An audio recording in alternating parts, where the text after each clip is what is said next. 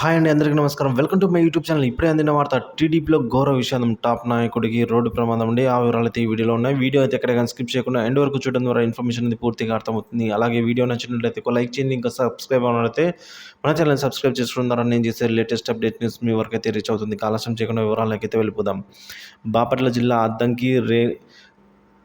అద్దంకి రేణిగిరి మార్గంలో రోడ్డు ప్రమాదం అయితే చోటు చేసుకుందండి. ఈ ఘటనలో తెలుగుదేశం పార్టీ నాదెండ్ల బ్రహ్మం చౌదరి గారికి అయితే తీవ్ర గాయాలయ్యాయండి. సో మరో నలుగురికి కూడా గాయాలయ్యాయి. శనివారం రాత్రి ఇటుకల లోడ్తో ఒక ట్రాక్టర్ అనేది రోడ్డు పైన నిలిపివేసి ఉన్నారు. సో ఈ ట్రాలీని అయితే బ్రహ్మం చౌదరి కార్ అయితే ఢీకొనడం జరిగింది. సో ప్రమాదంలో గాయపడిన వారిని ఆసుపత్రికి తరలించారు. తీవ్రంగా గాయపడిన బ్రహ్మంను ఒంగోలు కిమ్స్లో చేర్పించారు.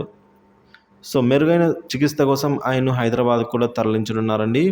ఇక నారా లోకేష్ అయితే విచారం వ్యక్తం చేశారు. నాదెండ్ల బ్రహ్మం రోడ్డు ప్రమాదంలో గాయపడడంపై తెలుగుదేశం పార్టీ జాతీయ ప్రధాన కార్యదర్శి నారా లోకేష్ విచారం వ్యక్తం చేశారండి.